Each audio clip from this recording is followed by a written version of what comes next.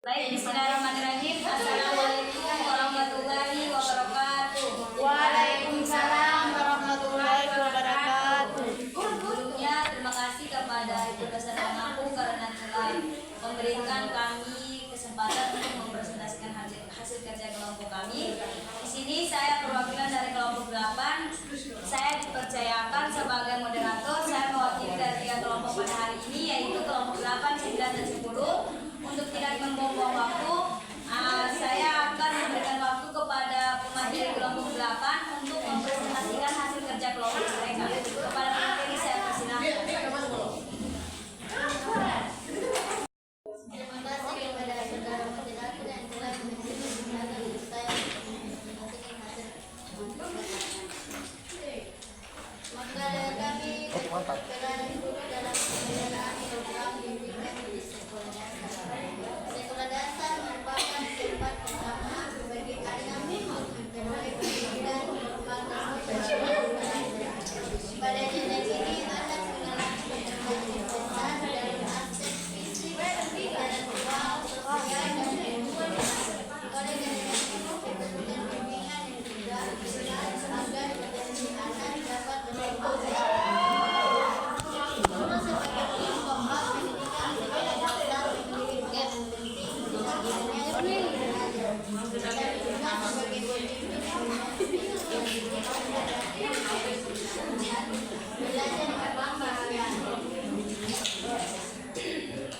Program bimbingan di sekolah dasar menjadi bagian integral dari proses pendidikan sehingga pelaksanaannya harus mendapat perhatian khusus.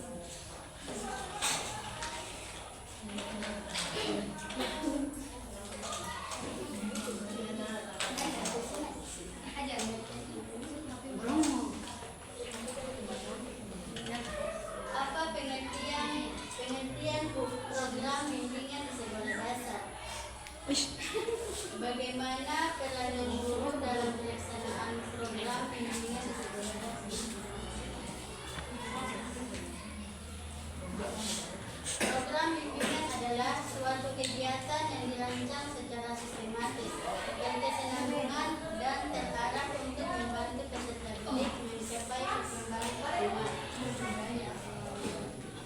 Menurut Raitna 2012, bimbingan di sekolah dasar mendapat bantuan bagi siswa agar mereka mampu memahami diri, mengarahkan diri dan menyesuaikan diri dengan lingkungan sekolah.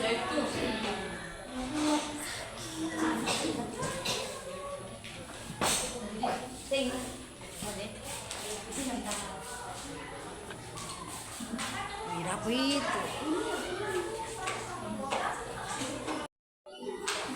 Sekolah dasar memiliki berbagai peran penting dalam pelaksanaan bimbingan antara lain. Satu, sebagai pembimbing, membantu siswa mengenali potensi, minat, serta kesulitan yang dihadapi dalam belajar maupun pergaulan sehari-hari. Sebagai fasilitator, guru menciptakan lingkungan belajar yang kondusif serta menyediakan sumber belajar yang kebutuhan individu siswa. Baik, selanjutnya saya berikan waktu kepada pemateri kelompok 9 untuk mempresentasikan hasil kerja kelompok mereka. Oke, terima kasih kepada moderator yang sudah memberikan kesempatan kepada saya kelompok 9 untuk membahas hasil diskusi kami.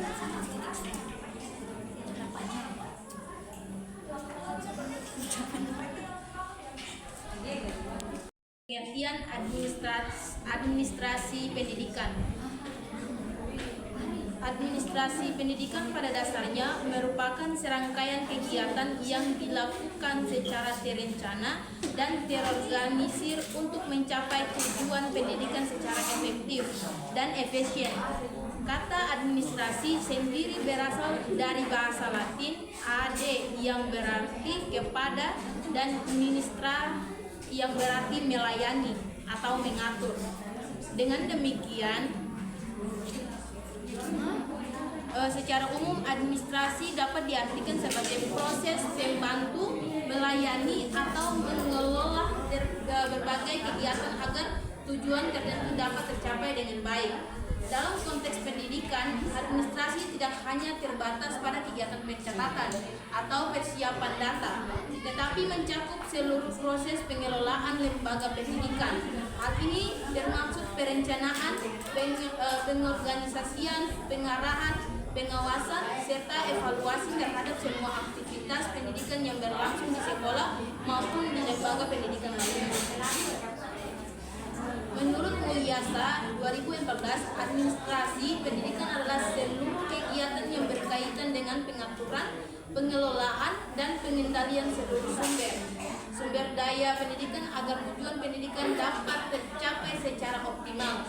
Artinya, administrasi pendidikan memiliki fungsi untuk memastikan setiap komponen pendidikan seperti guru, siswa, kurikulum, sarana, dan dana dapat dikelola secara efektif dalam satu sistem yang terkoordinasi.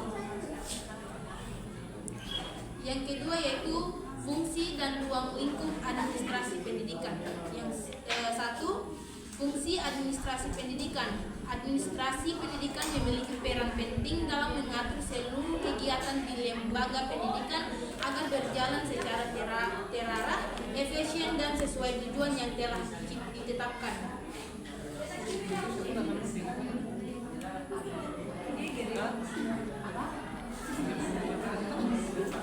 Perencanaan. Fungsi perencanaan berkaitan dengan penentuan tujuan dan langkah-langkah yang akan dilakukan dalam pelaksanaan kegiatan pendidikan. Melalui perencanaan yang baik, lembaga pendidikan dapat mengarahkan sumber daya yang dimilikinya untuk mencapai hasil yang optimal. Misalnya, dalam menyusun rencana pembelajaran sekolah perlu diperhatikan kurikulum, kebutuhan peserta didik, dan ketersediaan tenaga pendidikan dan sarana belajar. Yang kedua, pengorganisasian, yaitu organizing. Fungsi ini menekankan pada pembagian tugas, wewenang, dan tanggung jawab kepada setiap individu dalam lembaga pendidikan. Pengorganisasian bertujuan untuk menciptakan struktur kerja yang jelas dan efisien, sehingga setiap unsur dapat menjalankan perannya sesuai kapasitas dan tanggung jawabnya.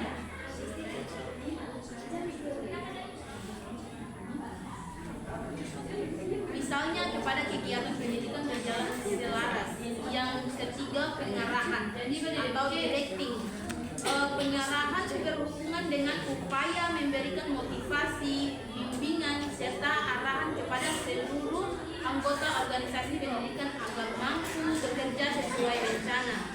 Yang keempat yaitu koordinasi atau coordination.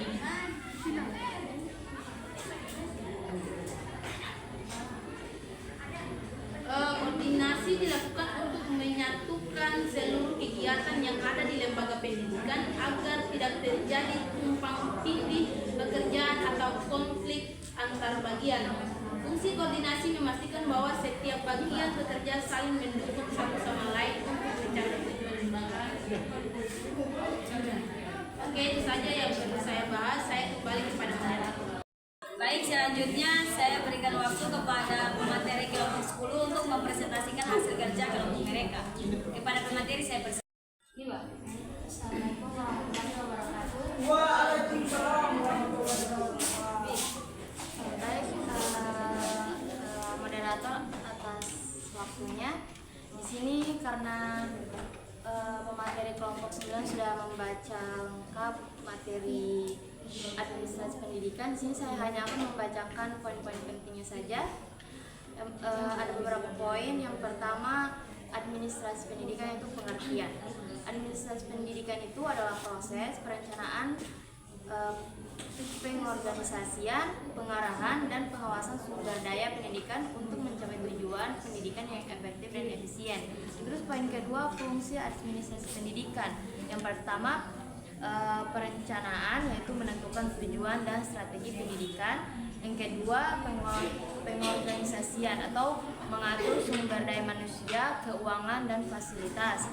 Terus yang ketiga, pengarahan, yaitu memimpin dan memotivasi staf dan siswa. Terus yang keempat, pengawasan, yaitu memantau dan mengevaluasi kinerja pendidikan. Terus poin yang berikut, tujuan administrasi pendidikan. Tujuannya itu meningkatkan kualitas pendidikan, meningkatkan efisiensi dan efektivitas, meningkatkan aksesibilitas pendidikan, dan meningkatkan kesetaraan pendidikan. Terus poin yang berikut, komponen administrasi pendidikan ada beberapa, yaitu yang pertama kurikulum atau pengembangan dan implementasi kurikulum. Yang kedua, personalia atau pengolahan staf dan guru. Terus yang ketiga, keuangan atau pengelolaan anggaran dan keuangan. Terus fasilitas yang pengelolaan fasilitas dan peralatan. Terus yang poin berikut, prinsip administrasi pendidikan.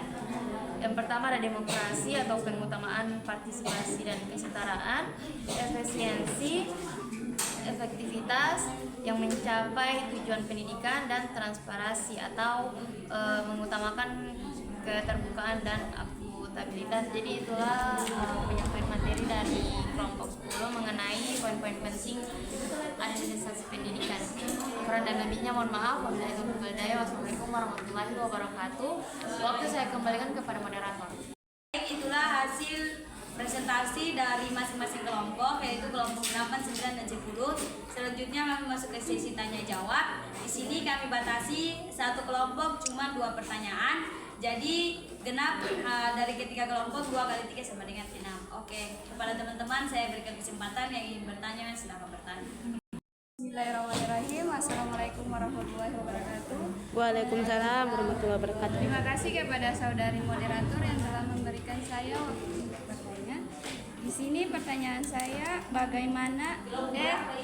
pertanyaan saya mengarah pada kelompok 9. Bunyi pertanyaannya, bagaimana administrasi pendidikan dapat meningkatkan kualitas pendidikan di sekolah? Assalamualaikum warahmatullahi wabarakatuh. Perkenalkan, nama saya Wetra Sareto. Di sini pertanyaan saya merujuk pada kelompok 9, yaitu bunyi pertanyaannya, apa saja tantangan yang dihadapi dalam administrasi pendidikan? Assalamualaikum warahmatullahi wabarakatuh. Waalaikumsalam warahmatullahi wabarakatuh. Terima kasih atas waktu yang telah diberikan. Di sini saya akan memberikan pertanyaan kepada kelompok 10.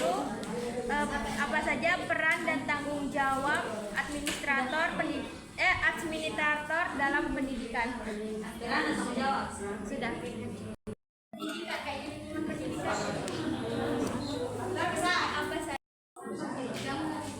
Baik, terima kasih kepada moderator yang sudah memberikan saya waktu. Di sini saya akan bertanya dengan bunyi pertanyaan, bagaimana cara guru dapat menyelesaikan masalah di sekolah tersebut, termaksud seseorang guru BK.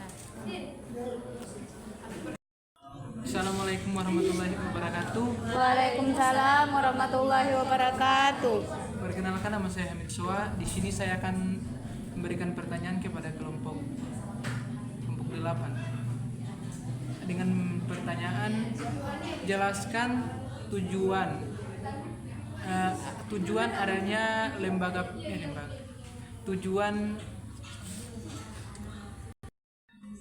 jelaskan tujuan adanya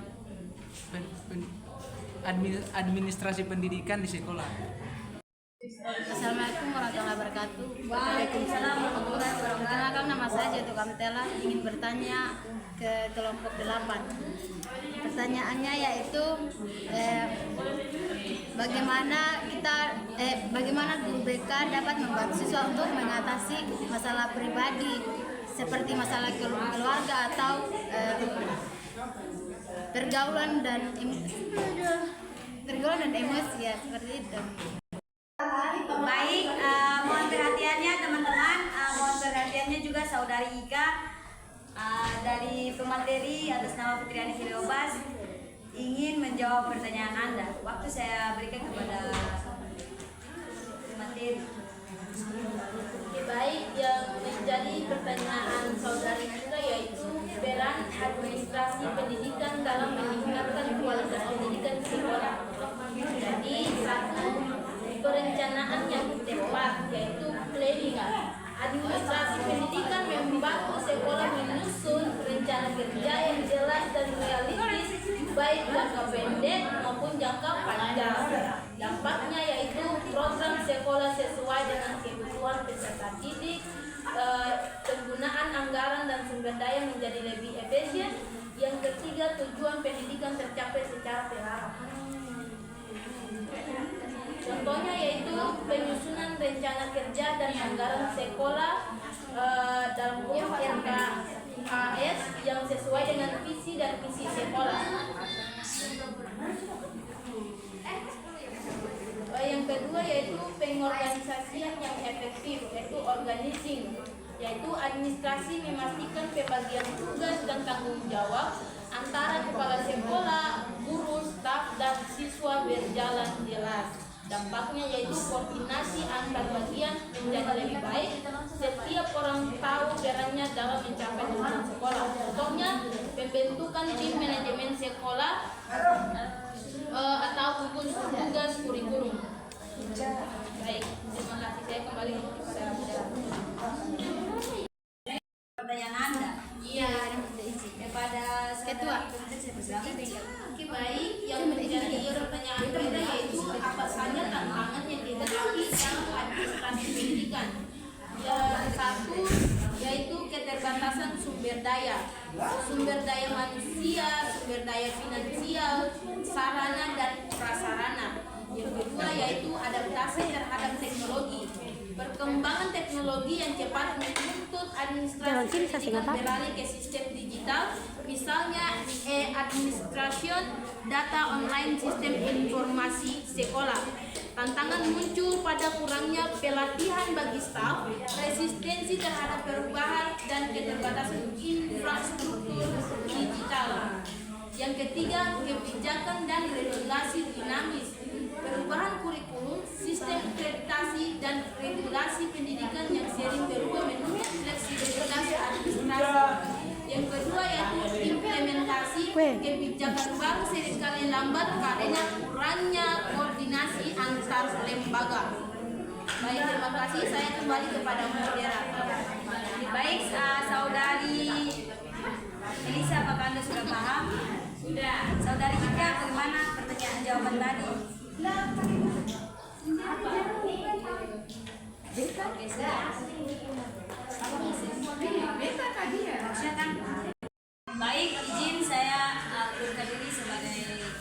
mundurkan diri dari moderator, ingin menjawab pertanyaan dari saudari Siti Hajar. Dengan bunyi pertanyaan, bagaimana cara guru BK menyelesaikan masalah di sekolah? Jadi, saya ulang ya. Bagaimana cara guru BK menyelesaikan masalah di sekolah? Masalah ini kan kalau menurut saya ada banyak masalah, tetapi yang saya angkat contohnya kayak masalah siswa, kan masalah guru juga ini kan ada masalah pribadi, kayak tadi pertanyaan dari kelompok dari saudari J itu tentang masalah pribadi siswa. Jadi di sini saya ingin menjelaskan cara untuk menyelesaikan masalah di sekolah, yaitu yang pertama kita mendekati dulu siswa tersebut. Kita mendekati, setelah dari mendekati kita telusuri inti masalahnya.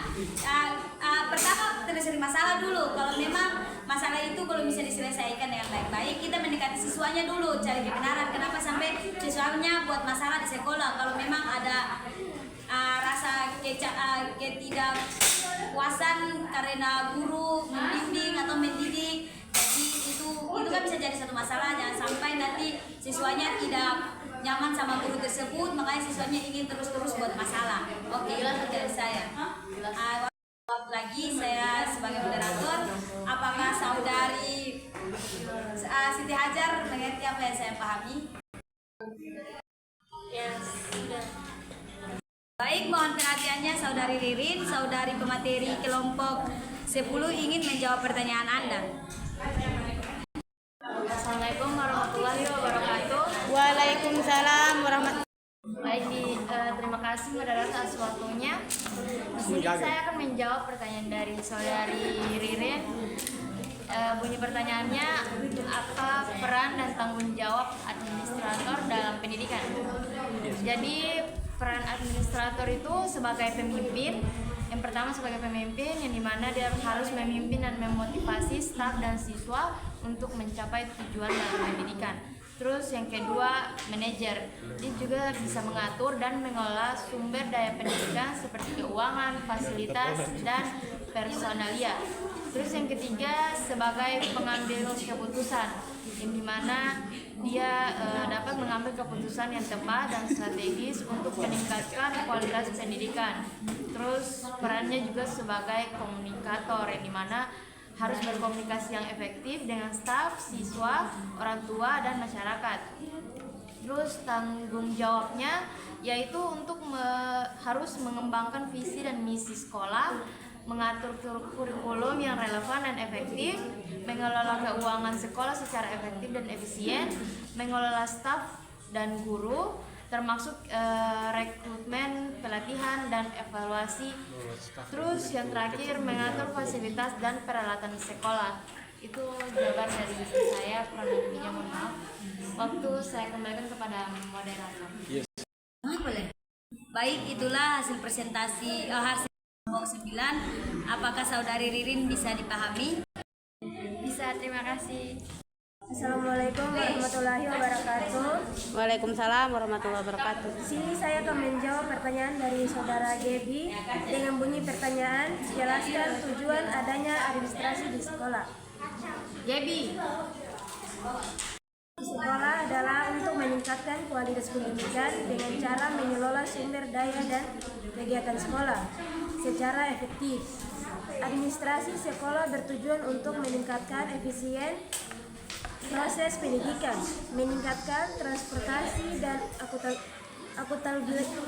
akuntabilitas sekolah, serta meningkatkan kemitraan dengan orang tua dan masyarakat. Dengan demikian, administrasi sekolah dapat membantu mencapai tujuan pendidikan yang lebih baik dan meningkatkan kualitas pendidikan. Dengan adanya administrasi yang baik, sekolah dapat mencapai tujuan pendidikan yang lebih baik dan meningkatkan kualitas pendidikan. Itu saja jawaban dari kami. Sekian, saya kembali kepada moderator. Bagaimana saudara Gep? Apakah Anda bisa pahami apa yang dijawab oleh kelompok 10? Oke, terima kasih. Mendengarkan dengan empati, yaitu guru BK mendengarkan cerita siswa tanpa menghakimi, sehingga siswa merasa aman untuk berbagi perasaannya. Yang kedua, mengidentifikasi masalah. Guru BK membantu siswa mengidentifikasi akar masalah dan memahami perasaannya. Yang ketiga, mencari solusi bersama. Guru BK bekerjasama dengan siswa untuk mencari solusi yang tepat dan realistis.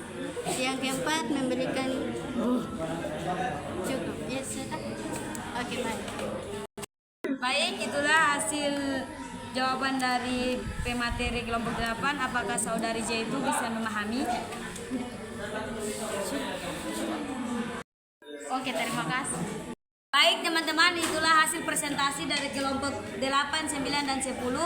Apabila ada kesalahan yang datang itu dari diri kami sendiri dan kami mohon maaf yang sebesar-besarnya.